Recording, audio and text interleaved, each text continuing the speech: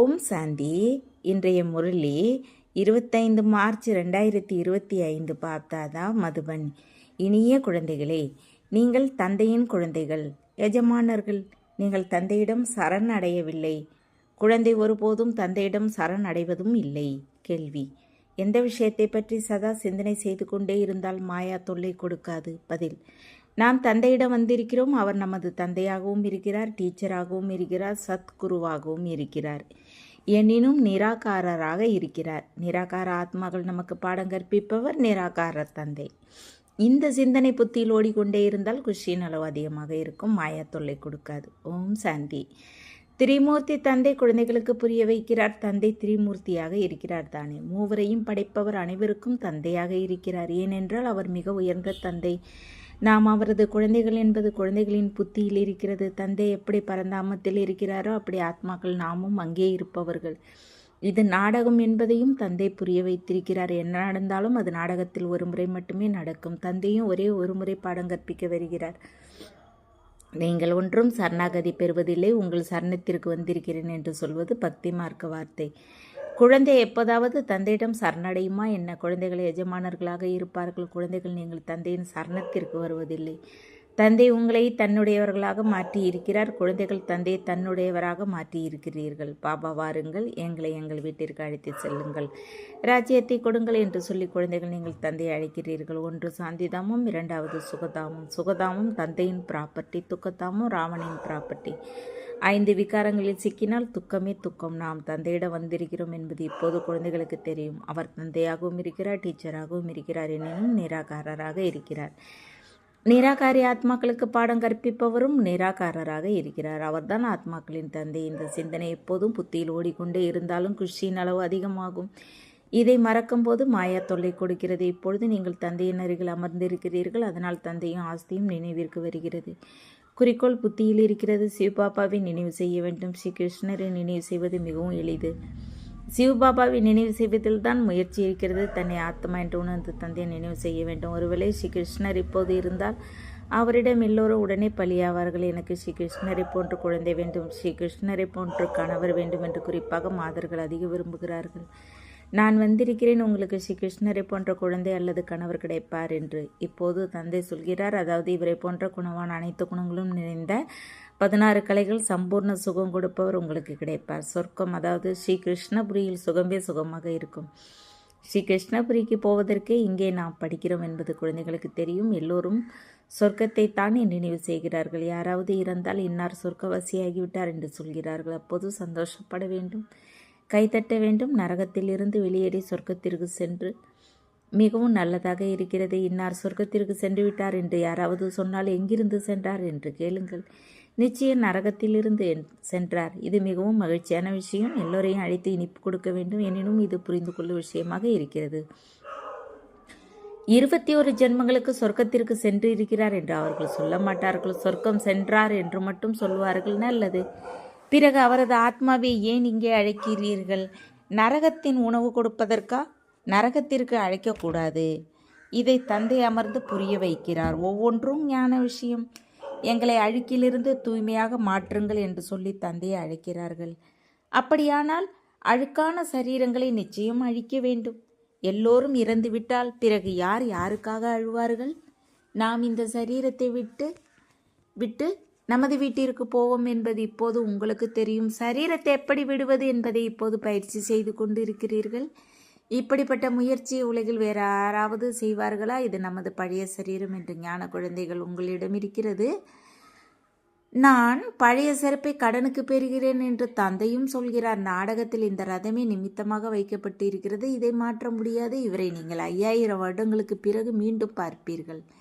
நாடகத்தின் ரகசியத்தை புரிந்து கொண்டீர்கள் தானே? தந்தையை தவிர வேறு யாருக்கும் இதை புரிய வைக்கும் சக்தி இருப்பதில்லை. இது பாடசாலை மிகவும் அதிசயமானது. பகவான் பகவதி ஆவதற்காக நாங்கள் பகவானின் பாடசாலைக்கு போகிறோம் என்று முதியவர்களும் இங்கே சொல்கிறார்கள். அரே முதியவர்கள் எப்போதாவது பள்ளிக்கூடத்தில் படிப்பார்களா என்ன? நீங்கள் எங்கே போகிறீர்கள் என்று உங்களை யாராவது கேட்டால் நாங்கள் ஈஸ்வரி யூனிவர்சிட்டிக்கு போகிறோம் என்று சொல்லுங்கள். அங்கே நாங்கள் ராஜயோகத்தை கற்கிறோம். அப்படிப்பட்ட வார்த்தைகளை சொல்லுங்கள். அதை கேட்டு அவர்கள் ஆச்சரியப்பட வேண்டும். நாங்கள் பகவானுடைய பாடசாலைக்கு போகிறோம் என்று முதியவர்களும் சொல்வார்கள். இங்கே இந்த அதிசயம் இருக்கிறது. படிப்பதற்காக நாங்கள் பகவானிடம் போகிறோம் என்று வேற யாரும் சொல்ல முடியாது. நிராகார பகவான் எங்கிருந்து வந்தார் என்று கேட்பார்கள். ஏன் என்றால் பகவான் பெயர் உருவம் இல்லாதவர் என்று அவர்கள் நினைக்கிறார்கள். இப்பொழுது நீங்கள் அறிவோடு சொல்கிறீர்கள். ஒவ்வொரு மூர்த்தி தொழிலையும் நீங்கள் அறிவீர்கள். மிக உயர்ந்தவர் சிவபாபா. நாம் அவரது குழந்தைகள் என்பது உங்கள் புத்தியில் உறுதியாக இருக்கிறது. நல்லது. பிறகு சூட்சும வதனவாசி பிரம்மா, விஷ்ணு, சங்கர் நீங்கள் சொல்ல வேண்டும் என்பதற்காக மட்டும் சொல்வதில்லை. பிரம்மா மூலமாக எப்படி ஸ்தாபனை செய்கிறார் என்பதை நீங்கள் மிக ஆழமாக அறிந்திருக்கிறீர்கள். உங்களை தவிர வேற யாரும் பயோகிராபியை சொல்ல முடியாது. தனது பயோகிராபியை அறியாத போது பிறருடையது எப்படி அறிவார்கள்? நீங்கள் இப்போது எல்லாவற்றையும் அறிந்து கொண்டீர்கள். எனக்கு என்ன தெரியுமோ அதை குழந்தைகள் உங்களுக்கு புரிய வைக்கிறேன் என்று தந்தை சொல்கிறார். தந்தை தவிர வேற யாரும் ராஜ்யத்தை கொடுக்க முடியாது. இந்த லட்சுமி நாராயணர் ஒன்றும் இந்த ராஜ்யத்தை சண்டை போட்டு பெறவில்லை. அங்கே சண்டையே நடக்காது. இங்கே எவ்வளவு சண்டை போடுகிறார்கள், எவ்வளவு எண்ணற்ற மனிதர்கள் இருக்கிறார்கள். நாம் தாதா மூலமாக தந்தையிடமிருந்து ஆஸ்தி பெறுகிறோம் என்பது இப்போது குழந்தைகள் உங்கள் உள்ளத்தில் வர வேண்டும். என்னை மட்டும் நினைவு செய்யுங்கள் என்று தந்தை சொல்கிறார். யாருக்குள் பிரவேசம் செய்திருக்கிறேனோ அவரையும் நினைவு செய்யுங்கள் என்று சொல்வதில்லை. என்னை மட்டும் நினைவு செய்யுங்கள் என்று சொல்கிறார். அந்த சன்னியாசிகள் பெயரே உட்பட தனது போட்டோவை கொடுக்கிறார்கள். சிவபாபா எப்படி போட்டோவை எடுப்பீர்கள்? புள்ளி மீது எப்படி பெயரை எழுதுவீர்கள்? புள்ளி மீது சிவபாபாவின் பெயரை எழுதினால் புள்ளியை விட பெயர் பெரியதாக இருக்கும். இது புரிந்து கொள்ளும் விஷயம். சிவபாபா நமக்கு பாடம் கற்பிக்கிறார் என்று குழந்தைகள் அதிக மகிழ்ச்சி அடைய வேண்டும். ஆத்மா படிக்கிறது. ஆத்மாவே சமஸ்காரத்தை எடுத்து செல்கிறது. பாபா இப்போது ஆத்மாவில் சமஸ்காரத்தை நிறைத்து கொண்டு இருக்கிறார். அவர் தந்தையாகவும் இருக்கிறார், டீச்சராகவும் இருக்கிறார், குருவாகவும் இருக்கிறார். தந்தை எதை உங்களுக்கு கற்பிக்கிறாரோ அதை நீங்கள் பிறகு கற்பியுங்கள். சிருஷ்டி சக்கரத்தை நினைவு செய்து பிறரையும் செய்ய வைங்கள். அவரிடம் என்ன குணம் இருக்கிறதோ அதை குழந்தைகளுக்கும் கொடுக்கிறார். நான் ஞானக்கடல், சுகக்கடல் என்று சொல்கிறார். உங்களையும் அப்படி மாற்றுகிறார். நீங்களும் எல்லோருக்கும் சுகத்தை கொடுங்கள். மனம், சொல், செயலால் யாருக்கும் துக்கம் கொடுக்காதீர்கள். சிவபாபாவை நினைவு செய்தால் அந்த நினைவில் விக்கிரமங்கள் விநாசமாகும் என்று மிக இனிய விஷயங்களை எல்லோருடைய காதுகளிலும் சொல்லுங்கள். தந்தை வந்திருக்கிறார், அவரிடமிருந்து இந்த ஆஸ்தியை பெறுங்கள் என்று எல்லோருக்கும் செய்தி கொடுங்கள். எல்லோருக்கும் இந்த செய்தியை கொடுக்க வேண்டும். ஒரு நாள் செய்தித்தாள் நடத்துபவர்களும் போடுவார்கள். ஆகா பிரபு, உங்கள் லீலையே லீலை. நீங்களே எல்லோருக்கும் சத்கதி கொடுக்கிறீர்கள். துக்கத்திலிருந்து விடுவித்து எல்லோரையும் சாந்திதாமத்திற்கு அழைத்து செல்கிறீர்கள் என்று கடைசியில் எல்லோரும் சொல்வார்கள் என்பது உங்களுக்கு தெரியும். இதுவும் மாய மந்திரமாக இருக்கிறது தானே. அவர்களுடையது அற்பகால மாய மந்திரம். இங்கே நீங்கள் 21 ஜென்மங்களுக்கு மனிதரிலிருந்து தேவராக மாற்றுகிறீர்கள். இந்த மண்மனா பவையின் மந்திரத்தால் நீங்கள் லட்சுமி நாராயணர் ஆகிறீர்கள். மந்திரவாதி, ரத்ன வியாபாரி என்று எல்லா பெயர்களும் சிவபாபாவிற்கு இருக்கின்றன. பிரம்மாவிற்கு கிடையாது. இங்கே பிராமணர்கள், பிராமணிகள் எல்லோரும் படிக்கிறார்கள். படித்து பிறருக்கு கற்பிக்கிறார்கள். தந்தை தனியாக ஒன்றும் கற்பிப்பது இல்லை. தந்தை உங்கள் எல்லோருக்கும் பாடம் கற்பிக்கிறார். நீங்கள் பிறகு மற்றவர்களுக்கு கற்பிக்கிறீர்கள். தந்தை ராஜயோகத்தை கற்பிக்கிறார். அதே தந்தை படைப்பவர் ஸ்ரீ கிருஷ்ணர். படைப்பு தானே ஆஸ்தி தந்தையிடமிருந்து கிடைக்கிறது. படைப்பிடமிருந்து கிடைக்காது. ஸ்ரீ கிருஷ்ணரிடமிருந்து ஆஸ்தி கிடைக்காது. விஷ்ணு இரட்டை ரூபம். இந்த லட்சுமி நாராயண சிறுவயதில் ராதாகிருஷ்ணனாக இருக்கிறார்கள். இந்த விஷயங்களையும் நன்றாக நினைவில் வையுங்கள். முதியவரும் தீவிரமாக சென்றால் உயர்ந்த பதவி பெற முடியும். பாட்டிகளுக்கு கொஞ்சம் பற்றும் இருக்கிறது. தனது படைப்பின் வலையில் சிக்கிக் கொள்கிறார்கள். எத்தனை பேருடைய நினைவு வருகிறது? அவர்களுடைய புத்தியோகத்தை முறித்து ஒரு தந்தையோடு இணைக்க வேண்டும். இதில்தான் முயற்சி இருக்கிறது. உயிரோடு இறக்க வேண்டும். புத்தியில் ஒருமுறை அம்பு தைத்தால் அவ்வளவுதான். பிறகு உத்தியோடு நடக்க வேண்டும் இருக்கிறது. அதற்காக ஒருவரோடு பேசவே கூடாது என்பது கிடையாது. குடும்ப விவகாரத்தில் நன்றாக இருங்கள். எல்லோருடனும் பேசுங்கள். அவர்களோடும் உறவை பேணுங்கள். சாரிட்டிஃபிகன்ஸ் அட் கோம் என்று தந்தை சொல்கிறார். ஒருவேளை உறவே இல்லை என்றால் அவர்களை எப்படி கரை சேர்ப்பீர்கள்? 2 பக்கமும் உறவை பேண வேண்டும். கல்யாணத்திற்கு போகலாமா என்று தந்தையிடம் கேட்கிறார்கள். ஏன் போகக்கூடாது என்று தந்தை கேட்கிறார். காமம் மகா சத்ரு, அதை வெற்றி பெற வேண்டும். அப்போது உலகை வெற்றி பெறுவீர்கள் என்று மட்டும் தந்தை சொல்கிறார். சத்தியுகத்தில் நிர்விகாரிகளாக இருப்பார்கள். யோக பலத்தால் பிறவி ஏற்படும் விகாரமற்றவர்களாக மாறுங்கள் என்று தந்தை சொல்கிறார். நாம் சிவபாபாவிடம் அமர்ந்திருக்கிறோம். சிவபாபா நமக்கு 84 பிறவிகளின் கதையை சொல்கிறார் என்பதை நன்கு உறுதி செய்யுங்கள். இந்த சிருஷ்டி சக்கரம் சுற்றி கொண்டே இருக்கிறது. முதலில் தேவி தேவர்கள் சதோ பிரதானமாக வருகிறார்கள். பிறகு பிறவிகள் எடுத்து எடுத்து தமோ பிரதானமாக மாறுகிறார்கள். உலகம் பழையதாக பதித்தமாக மாறுகிறது. ஆத்மாவே பதித்தமாக இருக்கிறது. இங்குள்ள எந்த பொருளிலும் சாரமில்லை. சத்தியுக பழங்கள், பூக்கள் எங்கே? இங்குள்ளவை எங்கே? அங்கே ஒருபோதும் புளிப்பான அழுகிய பொருட்கள் இருப்பதில்லை. நீங்கள் அங்கே உள்ளவற்றை காட்சியிலும் பார்த்து வருகிறீர்கள். இந்த பழகம் பூக்களை எடுத்து செல்ல வேண்டும் என்று உங்கள் உள்ள விரும்புகிறது. எனினும் நீங்கள் இங்கே வரும்பொழுது அவை மறைந்து விடுகின்றன. இந்த எல்லாவற்றையும் காட்சி கொடுத்து தந்தை குழந்தைகளை மகிழ வைக்கிறார். இவர் ஆன்மீக தந்தை உங்களுக்கு பாடம் கற்பிக்கிறார். இந்த சரீரத்தின் மூலமாக படிப்பது ஆத்மா, சரீரமில்லை. நானும் இந்த ஆஸ்தி பெற்றுக்கொண்டிருக்கிறேன், சொர்க்கத்தை எஜமானராக மாறிக்கொண்டிருக்கிறேன் என்று சுத்த அபிமானம் ஆத்மாவிற்கு இருக்கிறது. சொர்க்கத்திற்கு எல்லோரும் போவார்கள், எனினும் எல்லோருக்கும் லட்சுமி நாராயணன் என்ற பெயர் இருக்காது. ஆத்மா ஆஸ்தி பெறுகிறது. இந்த ஞானத்தை தந்தையை தவிர வேறு யாரும் கொடுக்க முடியாது. இது யூனிவர்சிட்டி. இதில் சிறிய குழந்தைகள், இளைஞர்கள் எல்லோரும் படிக்கிறார்கள். இப்படிப்பட்ட கல்லூரி எப்போதாவது பார்த்திருக்கிறீர்களா? அங்கே மனிதரிலிருந்து பாரிஸ்டர், டாக்டர் போன்றோர் ஆகிறார்கள். இங்கே நீங்கள் மனிதரிலிருந்து தேவராகிறீர்கள். பாபா நமது டீச்சர் சத்குரு, அவர் நம்மை கூடவே அழைத்து செல்வார் என்பது உங்களுக்கு தெரியும். பிறகு நமது படிப்பின் அடிப்படையில் வந்து சுகதாமத்தில் பதவி பெறுவோம். தந்தையோ ஒருபோதும் உங்கள் சத்தியுகத்தை பார்ப்பதும் இல்லை. நான் சத்தியுகத்தை பார்ப்பேனா என்று சிவபாபா கேட்கிறார். சரீரம் இருந்தால்தான் பார்க்க முடியும். அவருக்கு சொந்த சரீரமே இல்லை, அப்போது எப்படி பார்ப்பார்? இங்கே குழந்தைகள் உங்களோடு பேசுகிறார். இது முழுவதும் பழைய உலகமாக இருப்பதை பார்க்கிறார்.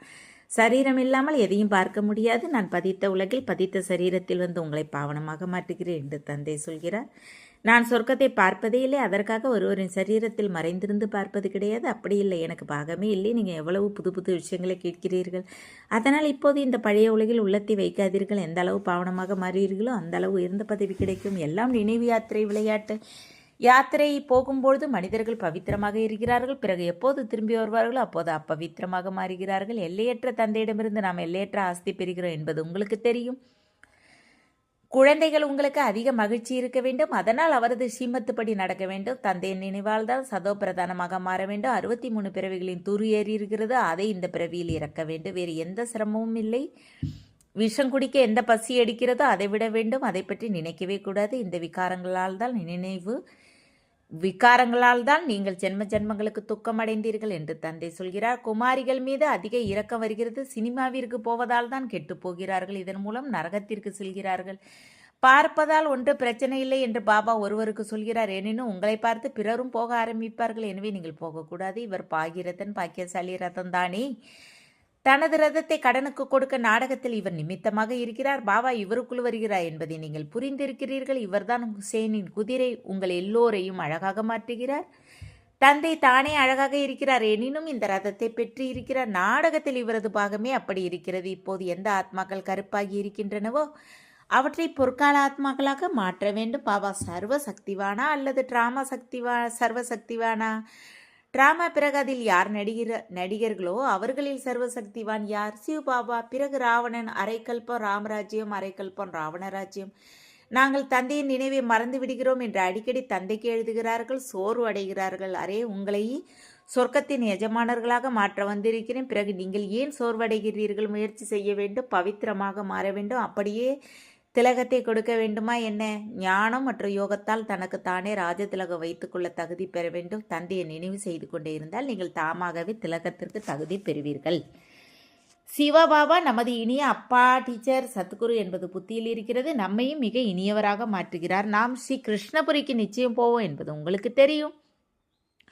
ஒவ்வொரு 5000 வருடங்களுக்கு பிறகும் பாரத நிச்சயம் சொர்க்கமாக மாற வேண்டும், பிறகு நரகமாக மாற வேண்டும். யார் செல்வந்தரோ அவருக்கு இங்கேயே சொர்க்கம் இருக்கிறது, ஏழைகள் நரகத்தில் இருக்கிறார்கள் என்று மனிதர்கள் நினைக்கிறார்கள். எனினும் அப்படியல்ல, இது நரகமாகவே இருக்கிறது. நல்லது. இனிமையான காணாமல் போய் கண்டெடுக்கப்பட்ட செல்ல குழந்தைகளுக்கு தாய் தந்தை பார்த்த தேவையான அன்பு நினைவுகள் மற்றும் காலை வணக்கம். ஆன்மீக குழந்தைகளுக்கு ஆன்மீக தந்தை நமஸ்காரம். ஆன்மீக தந்தைக்கு ஆன்மீக குழந்தைகள் அன்பு நினைவுகள் மற்றும் நமஸ்காரம். தாரணைக்கான முக்கிய சாரம் 1. நரகத்திற்கு போகும் வழியாக சினிமா இருக்கிறது, எனவே சினிமா பார்க்கக்கூடாது. நினைவு யாத்திரையால் பாவனமாக மாறி உயர்ந்த பதவி பெற வேண்டும். இந்த பழைய உலகின் மீது உள்ளத்தை வைக்கக்கூடாது. 2. மனம் சொல் செயலால் யாருக்கும் துக்கம் கொடுக்கக்கூடாது. எல்லோருடைய காதுகளிலும் மிக இனிய விஷயங்களையே சொல்ல வேண்டும். எல்லோருக்கும் தந்தை நினைவு கொடுக்க வேண்டும். புத்தியோகத்தை ஒரு தந்தையோடு இணைக்க வேண்டும். வரதானம். நினைவின் சுவிட்ச் ஆன் செய்து நொடியில் அசரீரி ஸ்திதி அனுபவம் செய்யும் அன்பான புத்தியுடையவராகுக. எங்கே பிரபுவின் அன்பு இருக்குமோ அங்கே அசரீரியாவது ஒரு நொடியின் விளையாட்டிற்கு சமமாக இருக்கும். எப்படி சொச்சை ஆன் செய்தவுடன் இருள் முடிகிறதோ அப்படி அன்பான புத்தியுடையவராகி நினைவின் சுவிட்ச் ஆன் செய்தால் தேகம் மற்றும் தேக உலகின் நினைவின் சுவிட்ச் ஆஃப் ஆகிவிடும். இது நொடியின் விளையாட்டு. வாயால் பாபா என்று சொல்வதற்கு நேரம் பிடிக்கிறது, ஆனால் நினைவிற்கு கொண்டு வர நேரம் பிடிப்பதில்லை. இந்த பாபா என்ற வார்த்தையே பழைய உலகை மறப்பதற்கான ஆன்மீக வெடிக்குண்டு. ஸ்லோகன். தேக உணர்வின் மண்ணின் சுமையை கடந்து இருங்கள், அப்பொழுது டபுள் லைட் பரிசுத்தாவீர்கள். அவ்வியக்து செய்கை. சத்தியம் மற்றும் நற்பண்புகளின் கலாச்சாரத்தை கைக்கொள்ளுங்கள். எண்ணம், சொல், செயல், சம்பந்தம், தொடர்பு அனைத்திலும் தெய்வீகத்தின் அனுபவம் ஏற்படுவதே சத்தியத்தின் அடையாளம். நான் எப்போது சத்தியத்தையே சொல்கிறேன் என்று ஒருவர் சொல்கிறார். ஆனால் சொல் மற்றும் செயலில் தெய்வீகம் இல்லை என்றால் பிறருக்கு உங்கள் சத்தியம் சத்தியமாக தெரியாது. அதனால் சத்தியத்தின் சக்தியால் தெய்வீகத்தை தாரணை செய்யுங்கள். எவ்வளவுதான் சகித்து கொள்ள வேண்டியிருந்தாலும் பயப்படாதீர்கள். சத்தியம் குறித்த நேரத்தில் தானே நிரூபணமாகிவிடும். ஓம் சாந்தி. தேங்க்ஸ் பாபா.